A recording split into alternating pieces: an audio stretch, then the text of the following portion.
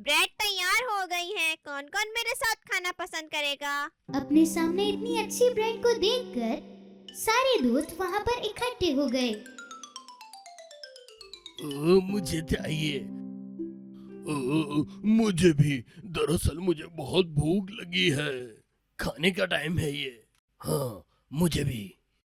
चलो चलो सब मिलके खाते हैं। नहीं, मैं नहीं दे सकती, मैं नहीं दूंगी। मैंने सब कुछ खुद किया है तो इसे खाना भी सिर्फ और सिर्फ मेरा हक बनता है। मैं नहीं दूंगी। बहुत भूख के साथ मुर्गी अपना खाना खाना शुरू हुई, लेकिन वो बहुत उदास भी थी क्योंकि उसके सारे दोस्त भूखे थे। अब से वादा करो कि तुम लोग मेरी मदद करोगे, फिर मैं तुम्हें ब्रेड दिया करूंगी।